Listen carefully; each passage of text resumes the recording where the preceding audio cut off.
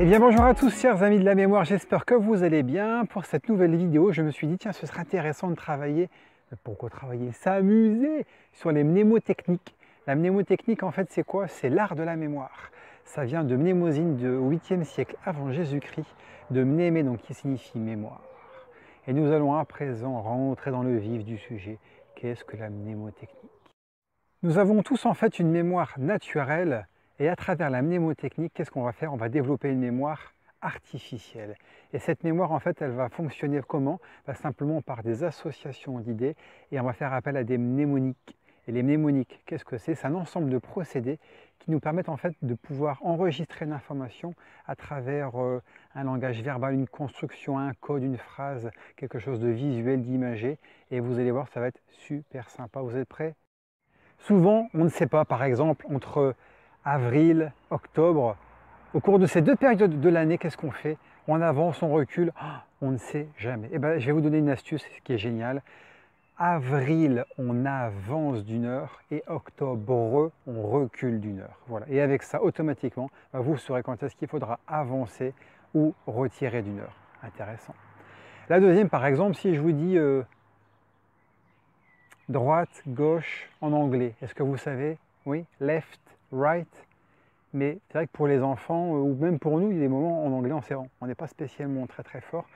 Bon, left ou right, à votre avis, comment on fait? C'est facile, on prend les doigts comme ceci et on met un L avec la main pour faire le L. C'est quoi automatiquement? C'est la main gauche qui forme un L, donc automatiquement, on sait que le mot left, il est à gauche et au bas, spontanément. Donc right, il est à droite. Oh my God! Par exemple, une autre astuce mnémotechnique pour se souvenir des 7 merveilles du monde. Si vous dites simplement Mostafa, j'attends la copie, et bien avec ça, vous avez retenu les 7 merveilles du monde. Si, je vous assure. Mos, du mausolée d'Halicarnasse. Sta, de la statue de Zeus à Olympie. Ja, pour les jardins suspendus de Babylone. Tan, pour le temple. Quel temple déjà? Vous vous souvenez? Le temple d'Artémise à Éphèse, Éphèse. Là, on le met de côté. Co pour le colosse de Rhodes. Et Pi pour les pyramides d'Égypte. Et à travers ce moment-là, vous avez réussi à créer une phrase avec le début de chaque petit monument, que dis-je, une grande merveille, celle du monde. Ah là là, bâbord, tribord, qu'est-ce que ça va être? Simplement, allez, à droite, à gauche. Bon, personnellement ici, je pense que ce serait intéressant de pouvoir s'imaginer sur une barque près du bois de Boulogne, sur la Dole, en train de ramer ou en train de naviguer avec sa chère et tendre et de dire au moment fatidique « Chérie, tu veux qu'on aille à bâbord ou à tribord ?» Comment? Tu le sais? Oui, je le sais. Les clés de la mémoire me l'ont appris. Ou peut-être avant, mon père aussi. Ou autrement. Et je vais te le dire. Tu veux connaître le secret? Ah oui, je veux savoir, je veux savoir. Tu prends le mot batterie. Ah oui, ben moi... Non, je ne te battrai pas. Allez, batterie. Batterie. Batterie. Si tu prends le premier mot de bas, automatiquement le mot bas, il est à gauche. Et tri, il est à droite. Donc automatiquement, qu'est-ce qui se passe?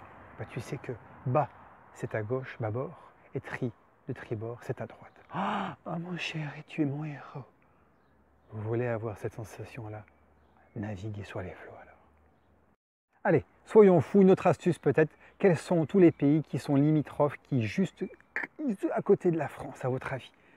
Vous avez une petite idée? Eh bien, un moyen mnémotechnique pour s'en souvenir, dans un ordre bien spécifique. Isabellam, I pour Italie, S pour Suisse, A pour, à votre avis? Enfin, Allemagne exactement, B pour Belgique, E pour Espagne, L pour Luxembourg, A pour Andorre et le M pour Monaco. Et à travers ça, Isabellam, eh bien, vous savez tous les pays qui juxtent et qui sont à côté de la France, qui la touchent. Pas mal, hein? Une autre astuce, mourir, nourrir, un R, deux R, mourir. Oh, on ne meurt qu'une fois, donc un seul R. Nourrir, bien sûr, on se nourrit plusieurs fois, donc il y a deux R. Intéressant. Allez, encore une autre, par exemple, si je vous dis, ils vont arrêter d'aboyer ces chiens, mais on ne peut même pas faire une vidéo tranquillement. Mais on est dans la nature ici, mais et voilà, ils communiquent maintenant. Ah, ça c'était pour me dire, ah oui, ça c'est pour me remémorer que je n'aime pas le thé. Bah ouais, je n'aime pas le thé. Non, non, c'est faux, j'adore le thé. Mais en fait, je n'aime pas le thé. Le thé, le thé, le thé. Je, la lettre J-E, donc la première personne du singulier, le je, n'aime pas le thé, parce que je mangeais, bah, automatiquement, c'est pas I-T. Voilà. C'est AY, hein, mais tout le monde le sait, donc voilà. Bon, j'espère que ça vous a plu. Et bien voilà, j'espère que cette petite distraction vous a plu, ça vous a permis tout en vous amusant d'apprendre des choses. Et franchement, si vous avez des petits défis à me soumettre ou peut-être même vos astuces mnémotechniques, n'hésitez pas à les mettre dans les commentaires. Si cette vidéo vous a plu, n'hésitez pas à m'encourager pour en voir d'autres. Vous me likez avec plaisir, je me nourris de vous. Donc avec grand plaisir, à une prochaine vidéo et à bientôt pour les prochains jeudis de la mémoire. Salut! Watch me shine and fly, but then crack